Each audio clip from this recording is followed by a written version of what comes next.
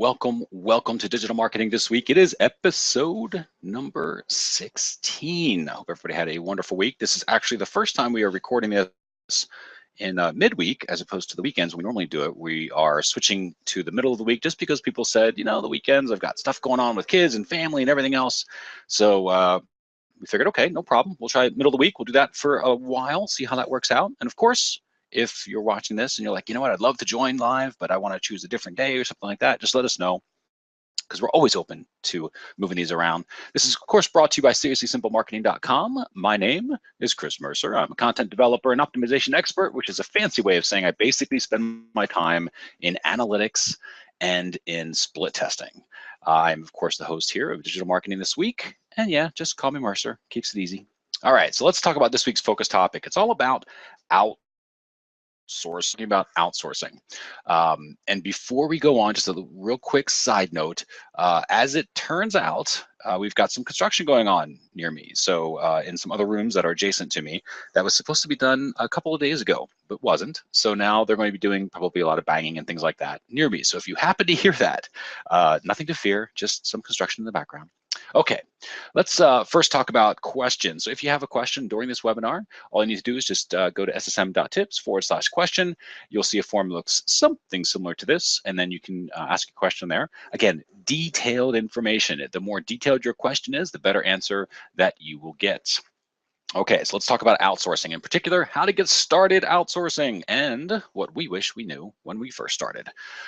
So very first thing, I want you to look at this little picture. Okay, this little guy sitting back, because this is what everybody says outsourcing is, right? You listen to the gurus, they're like, oh, just outsource it, just outsource it, just outsource it, no matter what it is, just outsource it. You're sitting on the beach, drinking your Mai Tai out of a coconut, right?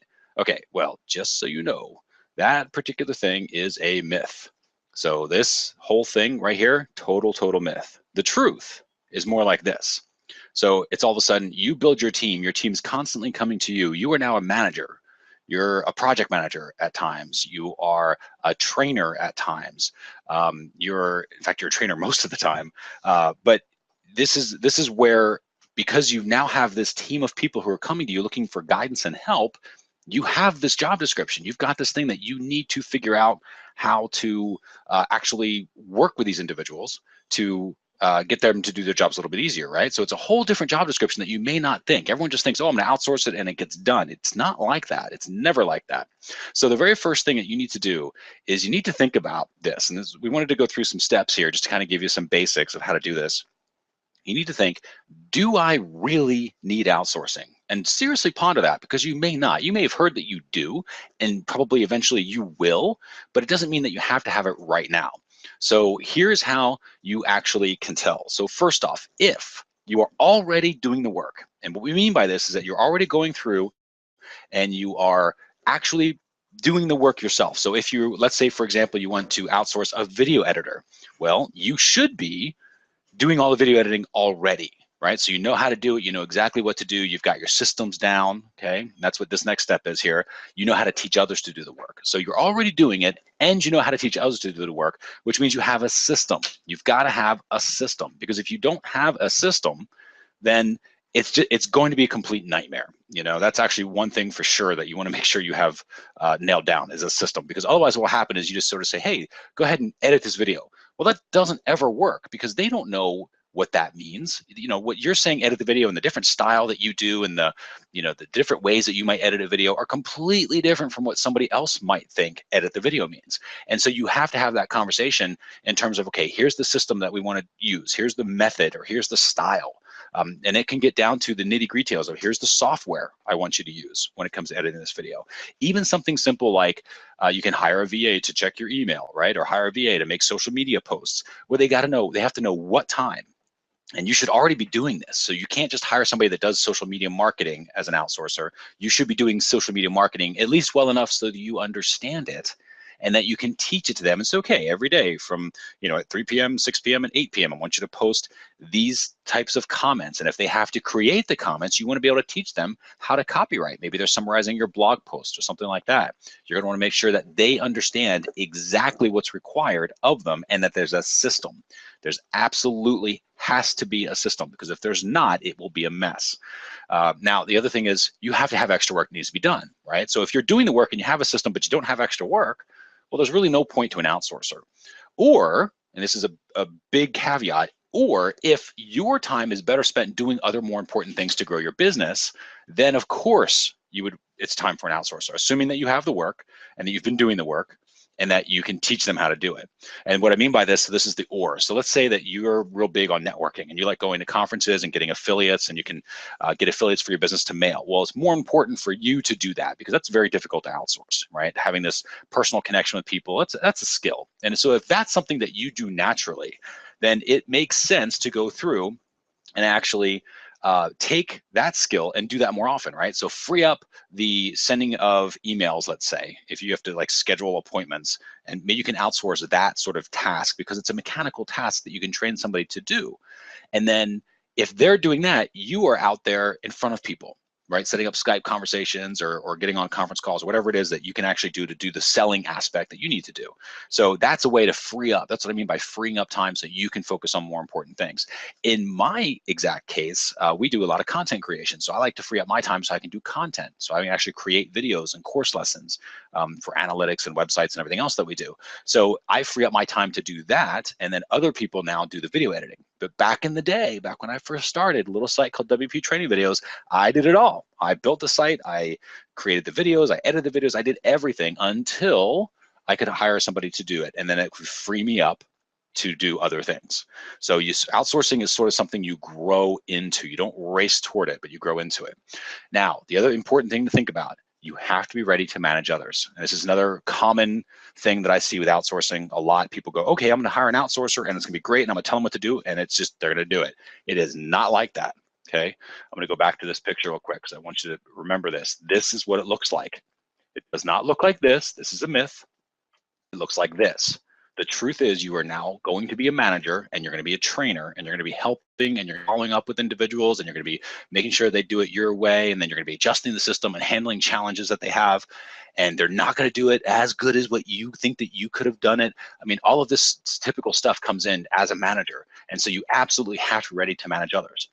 Now, if you're looking at this list and you're going, yes, I absolutely have the work to do, I know how to teach it to somebody else, I have extra work that I can't get to, or I just need to free up my own time so I can focus on more important things to build my own business, and I am absolutely ready to manage others because there's going to be an element of time that you're going to need to manage those people, then you probably could use an outsourcer. So this is what you want to ask yourself. Go through this checklist first. If you're not there yet, that's totally fine. If you're just starting out, you probably won't need to be there.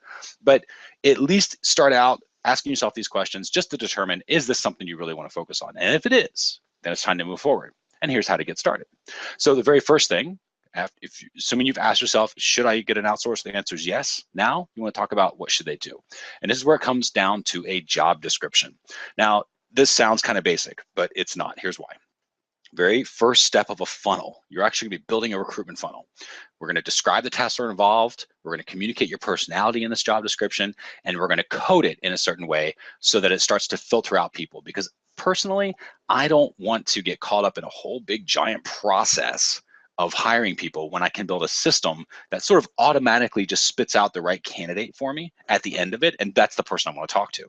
I don't really want to talk or interact with people until I absolutely have to, and at that stage, they should be the right people. So what we're doing is we're going to build this recruitment funnel where you can actually go through and hopefully find the right people. So again, this is what it is you're about to create this recruitment funnel. Works basically like a sales funnel. So let's go ahead and talk about what this looks like. So this is the basic funnel. You've got the job description, which starts the whole process. After that, they're going to go to an application process. Assuming they pass through the job description process, they go to an application process. Then they're going to go through an email interview back and forth. And it can be pretty basic, but just an email conversation back and forth. Then you're going to get a voice interview. Then you're going to get an offer. This is where you're like, yep, I like this person. I'm going to go ahead and offer them the job. And then, of course, you're going to onboard them, which is introducing them to your systems and setting up whatever accounts and stuff like that that you have. Now, if some of you are thinking this is a little bit complicated, this is what you want to do for a full-time position or somebody who's going to be with you kind of on a permanent basis. Like if it's a permanent part-time position, something like this, you would want to go through this. If you're just hiring somebody on Fiverr to do a logo for you, none of this is necessary. Just find somebody pretty good, spend $5, more importantly on Fiverr, maybe pick like 6 people and spend $30, you know, $5 for each person and get different logos. So something like Fiverr is a whole lot easier to outsource stuff on because it's very, very project based, and you're not finding somebody that's permanent. But this is the process you want to use if you're saying, hey, you know what, I need to find a writer for my blog, or I need to find somebody who can help me manage my time when it comes to emails and setting up appointments for prospects. You can even outsource sales prospecting, so which is a huge one. There's lots of telemarketers out there who love to work from home that will totally do that for you and can help you manage sales prospects if that business that you are in happens to need that. So there's lots of cool stuff here. But let me show you. I'm going to show you some real life examples, and these are what we used. So let me go ahead and let's bring up a job description first. Now, this is an actual job description that we used, and you can see up here. So we use everything in Google Docs. So this is a WordPress developer. We actually hired an individual from this, so we always mark down what we did so that we know this one worked. But what we look for is there's 3 main areas. So we want to make sure that they're a good fit for the company. We want to make sure they're a good fit for the particular job, which is really just a skills assessment. Do they have the skills? And we want to make sure they're a good fit for the boss or the supervisor, right? So in this case, this was with me. I would be the supervisor. And this is our hiring of WordPress developer. This ad brought us an amazing WordPress developer. And this was back when we had a web development company. Before we moved into the analytics and split testing, we initially started as a web design. And so we don't do that anymore. And so we only work with this particular individual on side projects, but we still work with him because he's really, really good at what he does. It's just that we just don't do web design anymore. However, so let me show you this description, because you might not think about this as a typical job description, but it is. And here's why it's going to work. So you can see, I'm going to zoom in here a little bit too, so you can make it a little easier to read. Okay, so you can see already we're starting.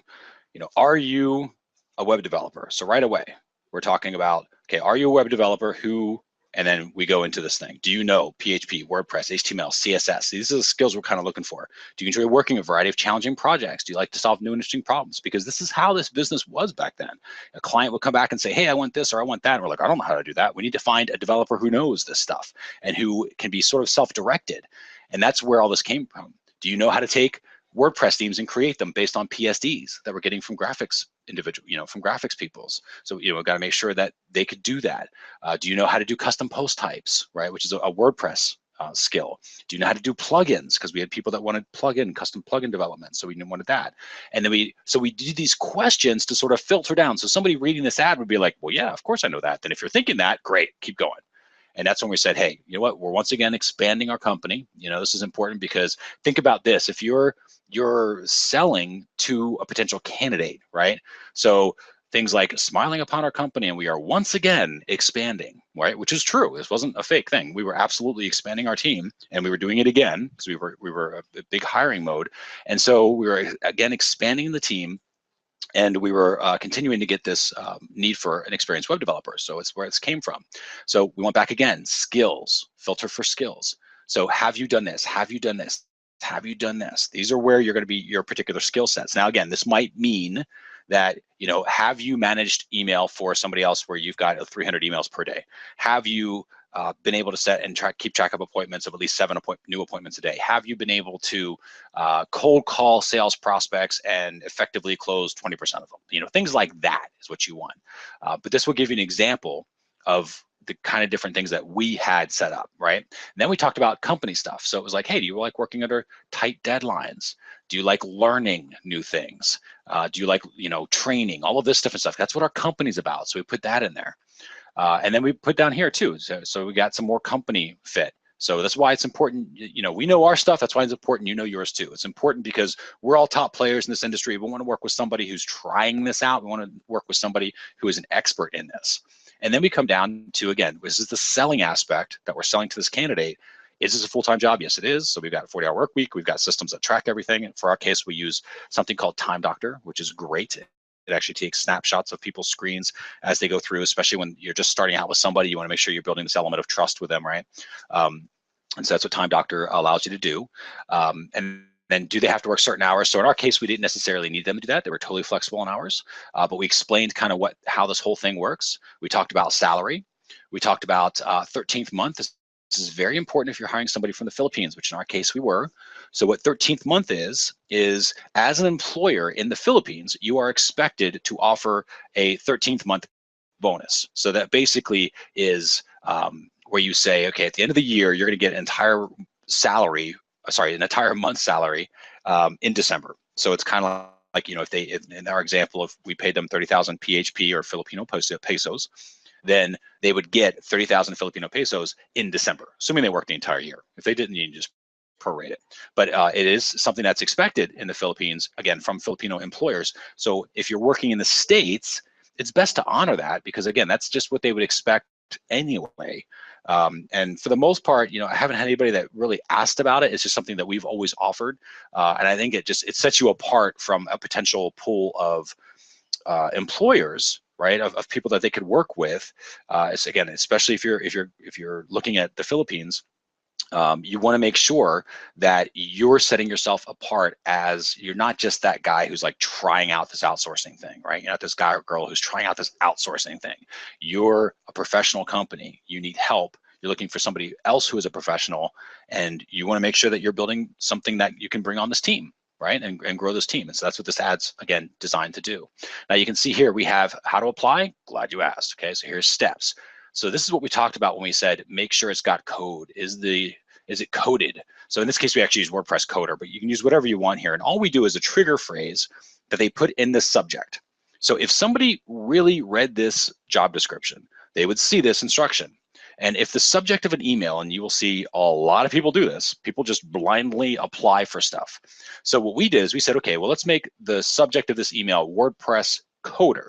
So if we see an email come across that says WordPress developer or new application, or I'm a perfect fit for your company, and that's what the subject says, they did not pay attention to the directions. They probably did not read the entire ad. They're definitely not who we want to talk to. So you instantly delete out. In fact, in Gmail, you can create a filter that says anything from the, let's assume you're using like, let's say Craigslist or whatever, right? So anything coming from Craigslist.com as an email, then if it doesn't contain the subject, delete it. And so, or, you know, put it in a trash filter or something like that. And so that way you never even see it, right? But at least delete it. Even if you don't create a filter, you can at least delete it and only open the ones that say, in this example, WordPress coder. Something else that we started doing to great effect is we started putting things in there like, tell us your favorite breakfast food. And so people would put, you know, in the first sentence, we'd say, tell us your favorite breakfast food. So in the first sentence, if that favorite breakfast food isn't there, or in the subject, that favorite breakfast food isn't there, we just delete it because they clearly did not pay attention to the direction. And that's it. You're done. At that point, you've already failed because you should be at your best as an applicant. You should be at your best at this stage, right? And so if you are already not paying attention to directions, you are definitely the wrong individual. Okay, so that's what we mean by coding. And that's also a good way for this to be an automated filter. So only, in this case, we would only open up emails from WordPress coders. And then we would go through and see if they put, you know, 8 links to projects and all this other stuff. Assuming they did that, that's when they move forward to an application. Let me show you that. Now that sounds kind of scary, but it is actually very, very easy to create. Let me bring this over. So this is the actual application we use for our company. Our parent company is called TommyTrader. And so what we have is we created this application in Google Docs. There's something called Google Forms. You can create this. It's basically like a glorified survey is really all this is, but we use it for applications. So if somebody sent us an email that said, in this case, right, that had this WordPress coder in it, we opened it and we liked what they said, right? We go, okay, let's go ahead and say, great, thanks for your interest. You know, please click here to flood our online application. That's it. It's a basically like a canned response. It's something super easy and very, very quick, and you don't have to mess with it. Now, the reason you do that, the reason you don't get into these long-winded conversations about stuff is you send them this application just to see if they fill it out. Because a lot of people, because it's something else to do, they may not. They may just fall off. And so if they fall off, that's fine. You kind of want them to, because people who are worth their salt, people who are really, really good, people who are good applicants will fill this step out. So I'm going to run through this real quick just so you can see how it works. So Chris Mercer, 555-555-5555, me@me.com. Address 123 Main Street. Let's see, Skype ID. So me, and then let's say email. In this case, we actually switched this question around for whatever we're looking for. So the last time that we were hiring, it was for graphics, and so that's what that's for. But sometimes people apply for other positions. They want to be a, whatever. But in this case, it was graphics. Then you hit continue. Now watch this. So this continues. This is like the next page, right? So now it's a customized page. It's for multimedia and graphic design and can tell us, okay, how good are you at Adobe Photoshop, at Dreamweaver, scale of 1 to 10 on Illustrator, Encore, After Effects. We're getting an idea of how good they are with the different tools that exist, right? So you've got all this different stuff. And then here's where they can put other programs. Do they use, Video Maker FX or VideoScribe or Cam Studio, ScreenFlow, all those things they can put in there. And then how do you know you've produced something that will perform well from a marketing perspective? So we're trying to get an idea of how well are they trained from a marketing perspective. Do they understand marketing at all? Do they even reference any phrases that a marketer would kind of go like, okay, cool, they kind of get an idea? Or are they totally green, meaning they might know Photoshop, but they have no idea how to really make and design a highly converting web page. And that's fine. It depends what the position is that we're hiring for. Sometimes we're willing to train for the conversions, and sometimes we're not. Sometimes we need somebody further along. So let's go ahead and put in something there, because these are all required questions, and we'll move on. So then we're talking about company stuff now. How do you know you're doing a good job at work? You'll get all sorts of fun answers there. If you have too many tasks, how will you let us know? If you're having difficulty, how will you let us know? What makes work fun for you? What makes work difficult for you? These are questions that we want to get an idea of what their personality is like. How do they just do short answers for these? Are they doing long answers for these? Do they make sense? That sort of stuff. And then how many hours do you plan to work? So what hours do you plan to work, based on time zone? Because of course we hire from team members all over the world. So we wanted to know that. And then let's see, given the choice, this is pretty important. So let's say, and this happens surprisingly often, we'll hire, let's say this WordPress developer position, it was a full-time position. And we would have people that would do the WordPress coder in subject. They did a great email. We sent them this application. And this is why, again, you don't spend that much time on the applicant at this stage, because we sent them an application, they come back and say, okay, well, yeah, I want to work, for at least a few months. And I was like, okay, or I want part-time. I'm like, okay, well, this is a full-time job. So already they're done. Like they don't move past the application stage because they put in part-time and they really want this. We would say, exclusively, this job is exclusively for TommyTrader. We don't expect you to work with other people. And then some people would be like, yeah, well, I want to do some freelance. And because you're asking it in a different way here, it's sort of the same questions you asked in the description, in the job description. And you said in the job description, this is a full-time job and you will be working exclusively with us, and we don't want you freelance with anybody else. Well, in the application, when you do that same question, but in a different way, like we do here, you'll see they actually answer it differently. And that's an important thing because, again, it filters out. You are looking through this entire hiring process of bringing on an outsourcer. You are looking for reasons to not talk to the applicant. And I know that sounds kind of harsh or weird. There's lots of applicants. You want to build a funnel that can take lots and lots of applicants and filter them down. So by the time you are ready to talk to somebody, you're talking to the right people. So at this stage, early on in this stage, your job is to filter out the candidates. So find reasons why they are not a good fit and be aggressive about it. So anybody that filled this out, TommyTrader plus freelance, if that was the job description where we really needed them to just do TommyTrader and they put in this, they want to freelance too, then we just got rid of it. We just said, okay, well, they don't move forward. We put in monthly hourly salary, what niches they prefer not to work with. And then this is especially true because we put in something like this. So let's say clients are in an adult market. Would you not prefer to work in that area? So we want to give them examples of, okay, what exactly do they not want to do? So then we'll come through, oops, let's put something in there because these are required. Okay, so then we had, thank you for your interest. You click on submit. Once they click on submit, it goes into a spreadsheet. And then I get a little notification email that says, hey, somebody just filled out this spreadsheet. Somebody filled out the application. I can go in and I can quickly check their answers and see, okay, is it worth talking to them or not? So if it is, then and only then will we come back in this stage. So now we've got job description, which should have automatically filtered them out if they didn't put WordPress coder in the subject. Application, which again is a really quick, it takes like a minute and a half to go through and look at somebody's application and see, are the answers decent answers? Is it somebody that you think is put some thought into this application process, or are they just kind of going through the motion? Do they say they want to work part-time when you really is a full-time job? Like, you're looking for reasons to filter them out. But if they don't, if they do everything right at that stage, then you go for the email interview. Now, this does not have to be this complicated, this little email interview stage. All this needs to be is, hey, thanks, I got your application back. I wanted to, let you know, about, or I wanted to ask you about this, this, and this. right? And just come up with a few questions, maybe around typed in the application, or maybe some stuff they put in their original email before the application when they initially applied, and just ask them a couple of questions. And all you're doing is, yes, you kind of are interested in the answers, but you're looking for things like grammar and spelling and all that sort of stuff, but really you're looking for response time. How quickly do they get back to you? Is because that gives you an idea of how urgent they are for this particular job. So it's things like that that you want to take a look at. So email interview, important to ask a few different questions. You'll get better at these questions. Again, don't worry about the perfect question to ask. It's not about that. Just put a couple of questions in there relating to what their application was or to what the initial email that they sent you was, and then go back like, hey, so tell me again, have you ever used programs like this, and this, or have you used, Adobe Photoshop to do client logos before, things like that, whatever questions you want to come up with. But just the important thing is that they answer them, and they answer them fairly quickly. At that point, if you like their answers and they came back pretty quickly and you're thinking, okay, this is a pretty decent person, I kind of like their style, then you want to set up a voice interview. Now, we normally do this through Skype.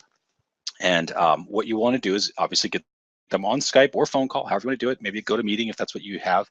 And you want to set up an actual interview where you actually do ask them questions that are interview style questions. So tell me about a time, are the ways you want to do that. Tell me about a time when you had a client's logo to create and you were just dumbfounded. It was like you could not figure out what to do. The client gave you bad direction and you had no clue what to do. So, tell me about that time and specifically what you did.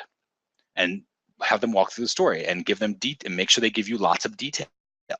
Right? So don't just be general, like, well, I had, generally when that happens, I'll just look for inspiration. Well, no, I don't want to know generally what you do. I want to know a specific time that it happened to you. Tell me about the client. Tell me why the direction was so bad, and tell me what you did to make it a good project in the end.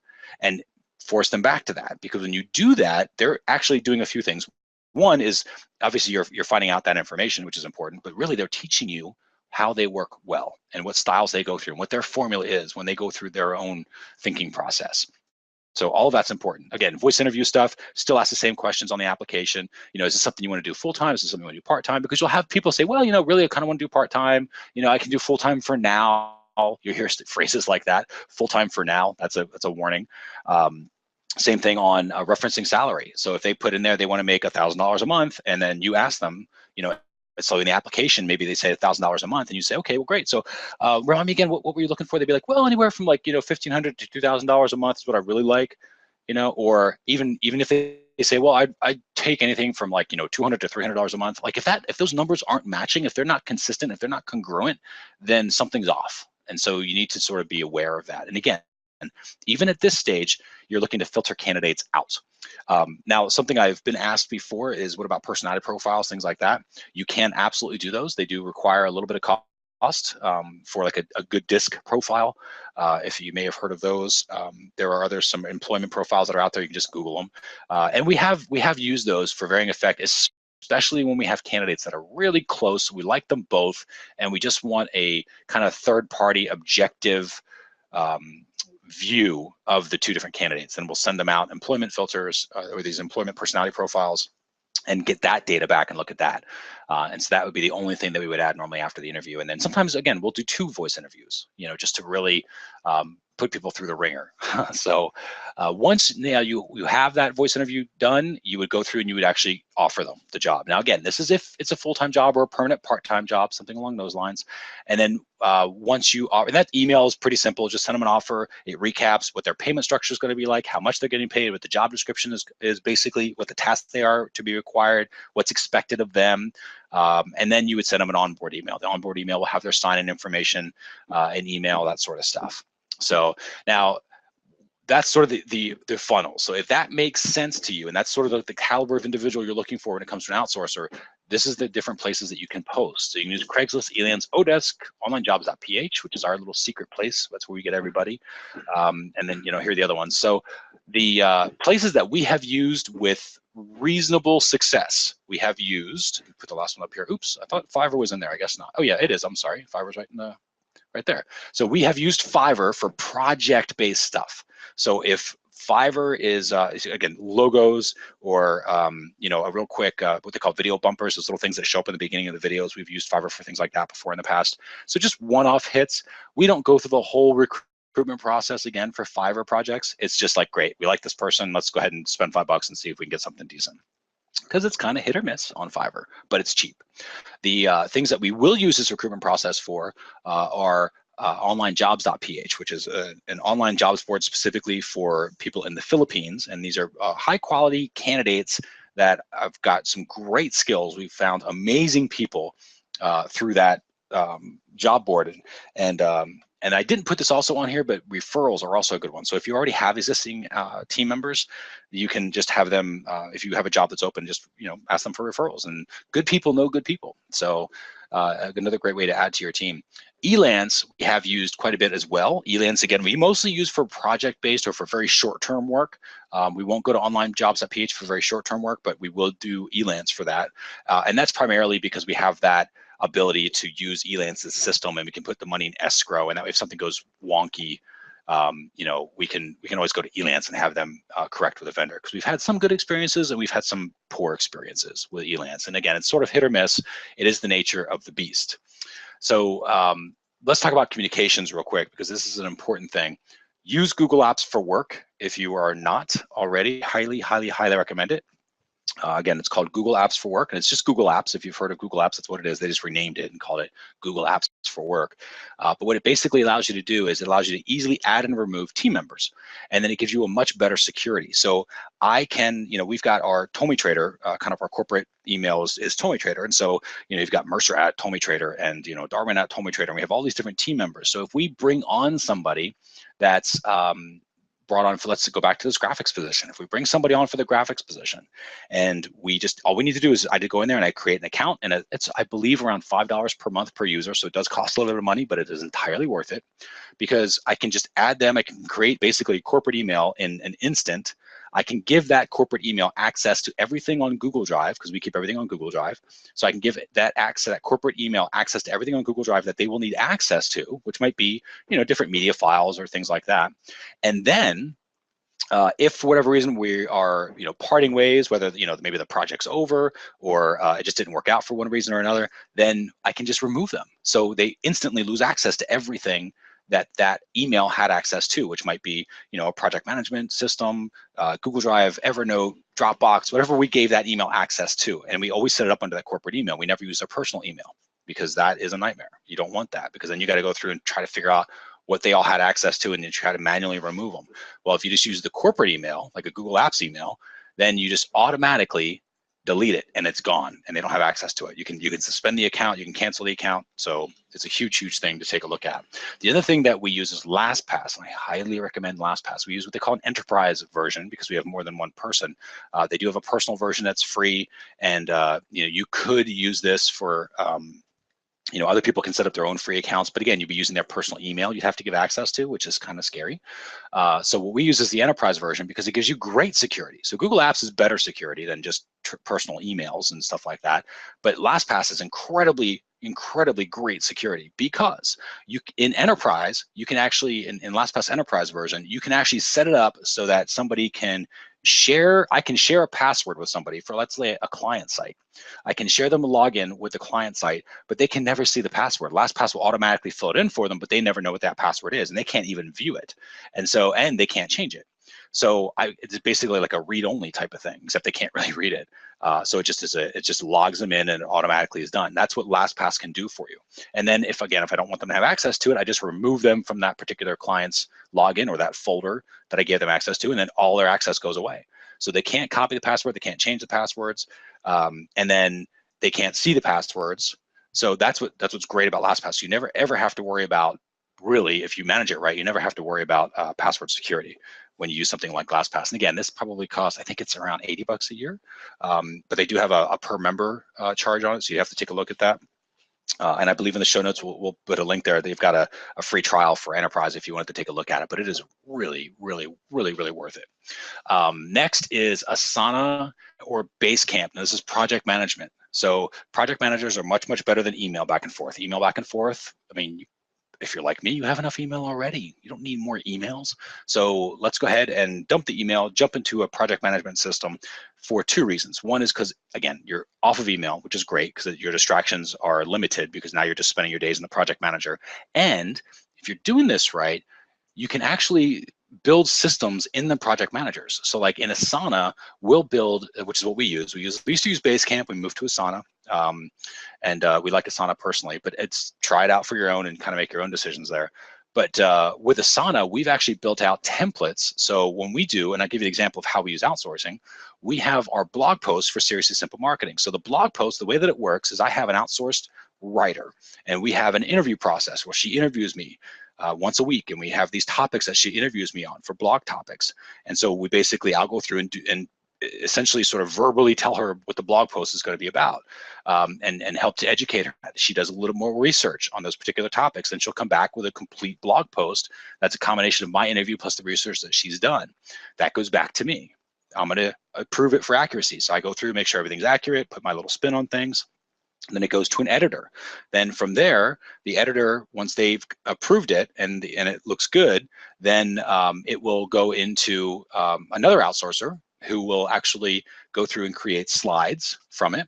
So he'll create, our writer's name is June, and our slides editor and video editor extraordinaire, his name is Vince. So he'll go through and he'll create slides from it. And then when those slides when those slides are ready, they'll actually go through to a project manager whose name is Darwin. And Darwin will take the slides, look at them and go like, okay, so are they right? Do we need to edit the slides a little bit and maybe massage some things? And then he'll send them to me for final approval. So again, I'm kind of the final touch, because this is my blog post, right? I'm writing this content, I'm creating this content. So it's important that I have the touch on there. I can't just put it out there and have somebody slap my name on it. So then I'll take those slides and I'll create a video.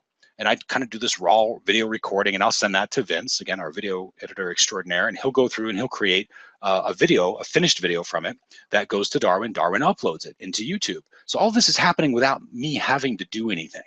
And then it finally goes back to Junko, who will sit there and actually create our draft blog post and puts it into draft mode in WordPress and schedules it out. We try to keep at least a month or two ahead on blog posts. Not always does that work, but most of the time. And so I can go in there and then do the final publishing when I go back and publish the blog post, and I can check, is the blog post up? Do we, make any adjustments I need to the actual content? I can put in the YouTube video or make sure the YouTube video is there. I can, the slide share, all that sort of stuff. And then I can hit publish and then kind of walk away. So it sounds like a really intricate process, and it is, but almost all of it is outsourced. Almost all of it is other people doing other things. So I can spend my time focused on more important tasks that will help grow our company. So, and what we did with Asana is we made this a step-by-step process. So when somebody finishes their task, they assign the next task to the next person in line. And so it's got this domino effect. So we've got a built-in system, a built-in template that we use. Everybody knows exactly where they stand and what to do when. So it's really, really great. But overall, outsourcing, it's a skill. So you're not going to be perfect right away. You're going to make some bad hires. We probably will in the future. It's just the nature of the business. Doesn't matter if you're outsourcing, if you're hiring an actual employee for your own business domestically, you're going to make bad hires. It's just sort of the nature of the beast. The trick is having a strong recruitment filter that filters out as many of those people as possible, so that you're not talking to poor choices in the beginning. The more poor candidates you talk to, the more likely you are to hire poor candidates. So if you have a recruitment funnel that's very, very strong and it's aggressively filtering out people, and you're only really talking to really, really good qualified personality fit wise, they're a really great personality fit. And if you're really talking to those candidates only, then the chances are you're going to make a better hire. So, but again, it's a skill. So don't think you're going to, just knock it out of the park right away. You might, but more than likely just being at a few things. So I'm going to give you one other tip that I didn't make a slide for, but it's important. Do a probation period. So just hire somebody for, let's say, 8 weeks, a month, maybe 3 months if that's what the project is. But enough time where you're going to determine if you guys are a good fit and you want to continue. And then after the probation period, then you can say, great, now we're going to move you on to a monthly salary or whatever it is. But otherwise, you can pay them on a per hour basis or some sort of project basis, just to get an idea if it's a good fit for the both of you. All right, so with that, this is our little picture. It says, go out there and go hire, go out there and get some outsourcers, because man, if there is one thing that helped us with our business, it was outsourcing. It was an entire world that opened up, and literally, because our team is in the Philippines, an entire world that opened up where we wouldn't be where we are today has it not been for that team. Seriously Simple Marketing would not be around had it not been for our outsourcer team. So they're an absolutely incredible team, and we're very, very grateful for them each and every day. And we're on Skype all the time. We're having fun, and at least I hope we're having fun. They should be having fun. And if they're not, they're going to listen to this, so they can let me know. But you know, it's really is an amazing experience, and to have so many people working together on a project where your company now becomes bigger than yourself, right? It's not just you kind of solo in the dark but dungeon somewhere typing out on a keyboard, but it's a team, and you've got people that are teaching, and as you go to sleep, you know, maybe that's when they're kind of waking up, going to work, and you find things on your company move forward while you slept. That's a great feeling. So outsourcing overall, it is very, very cost effective. It's something you should definitely look into. And if you're just sort of timid about it, just pick a project. You know, and if you haven't done something like Fiverr, do Fiverr first, because that'll get used to it, and then maybe move into Elance, and then maybe move into something like onlinejobs.ph or some of the job boards when you want to hire somebody on a little more permanent basis. So let's cover one other thing, what we wish we knew. So number one, we wish we knew, and this is what we do now. We knew in the beginning, have consistent voice calls. So with our project manager, Darwin and I get on the call every day at 7 in the morning my time, because I'm a morning person, and it works out perfectly for his schedule as well. And we actually do a touch call. So every day we'll get on the call and we'll go over where each individual team member is and what tasks need to be done. We can rearrange priorities at that point. And then we sort of break for the day and go off and do our respective tasks. But it is a really important thing to have consistent voice calls with everybody on your team. Again, we do it with our writer, and we'll also, with our video editor, we do a lot of that as well. So important to have those consistent calls. Now, the other thing is, the longer the recruitment funnel, and I mentioned this earlier, the longer the recruitment funnel, the more aggressive that recruitment funnel is, the better that you have to hire somebody good. You have a much better chance for a good hire. And the reason is because poor candidates won't make it through all those hurdles. They just don't have the persistence for it, or they just kind of get frustrated, or, you know, their real personality will come out. And eventually your filter kind of filters out the majority of those individuals, so that at the interview stage, you're only really talking to people who should have the skills and people who are probably the good personality fit. And this interview is really just a confirmation of, should we move forward or not? That's all the voice interviews should really be. Remember, the system is always more important than the hire. And here's what I mean by that. When you're thinking, oh, I need to hire, let's say, a writer to do my blog posts, right? I'll go back to our example. Our job is not to hire a really good writer who's then going to create blog posts out of thin air. Our job is to create a system that creates really good blog posts, and then hire somebody for that system to help us implement that system.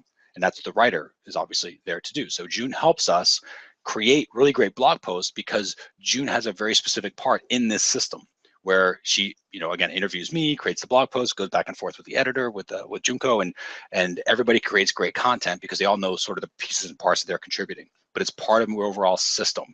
If you're hiring somebody to go like, well, you know what, I don't know social media, so I'm going to hire somebody who's a social media expert, it's just not going to work out. You have to have a system first. You should have a social media system, even if that's you buying a social media course and maybe hiring somebody to learn that course and then implement it. So that's a little sketchy because, again, you might not know if they're really good at doing that or not, but it's a possibility. At least the system, the training system that you bought, is a system. So you could use something like that. Next is something called PayPal Mass Pay. So if you don't have this set up, it is very important to set this up because you can PayPal money when you're paying people. Now, again, this is assuming that you're hiring somebody kind of full-time. And maybe using overseas like onlinejobs.ph, you can set up a PayPal account and you have to enable this, but it's something called Mass Pay. You do have to go through a little voice interview with PayPal because they want to verify your identity, which is totally cool, because especially in today's day and age. But once you have Mass Pay enabled, this is also good for those of you who have affiliates. Once you have Mass Pay enabled, you can actually send anybody money, and it will cost you $1 to send the money. But on the other end, it doesn't cost them anything to receive it. Otherwise, if you send it to, like, you know, I forget what the setting is on PayPal, but I think it's like family or friends, something like that.